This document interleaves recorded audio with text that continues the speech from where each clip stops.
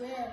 Тэгээд ноён баавал зүгийн бааз идэхгээд байжсэн чинь зүгийн баазаа орсохгүй тэгэд ойруу явж гинэ.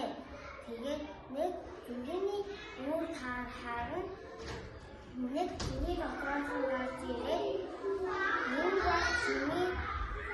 энэ бол чиний зүгийн бааз биш гэж асууад тэр нэг амтон ноён бааваа урагшаандаа ороод гэрийг нь модоо дотроос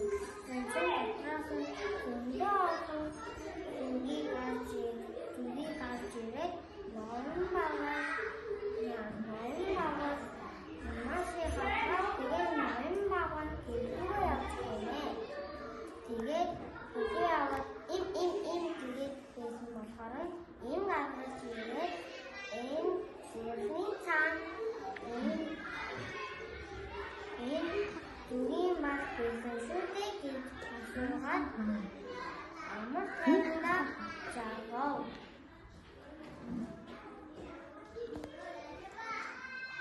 Авар бас нөөрэ усан дээр хийхэд хар өндөг гарсаа. Хар өндгөнүүд нь үсэд том болоод шаргаа орохой болж инэ. Том толгой дээр нарийн сүлхээ шаргаа орохой болж инэ. Шарган нь хорхой нөгөө бидний ээж ханаа идэлээ ээж хай асуу. Тэгээ явчихсан чинь нэг нүгстэй тасаа. Нүгсэн та манай чи таньхүү танай чи том бүтгэн үстэй том амтай шүү дээ асуу. Тэгээ ээж хайхаа явсан. Тэсэн чи том амтай бүтгэн үстэй загастай таарав. Том амтай бүтгэн үстэй байхаар ээж илээ. Тэгээд би танай ээж биш шүү дээ. Танай ээж чи дөрөв үстэй шүү дээ. Ишансоо. Хайж авав. Тэгээд нэг дөрөв үстэй яс мисхитэй таарсаа. Яс мисхи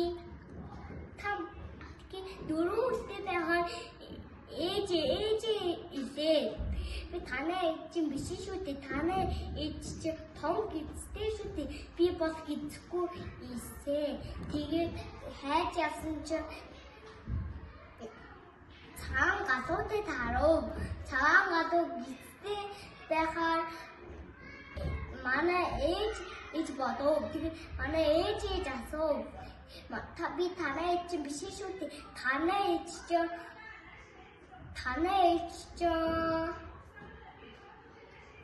ногоо өнгөтэй ваг дуугартай шүү дээ. Тэгээ хайсан чинь хүүхдүүдээ ээж нэрлээ. Ээжээ та яагаад биднээс өөр байгаа юм бэ? Та өсөж том болоод начиг адилхан болно. Ээж зүг юм болов уу? Уруу юм болов уу?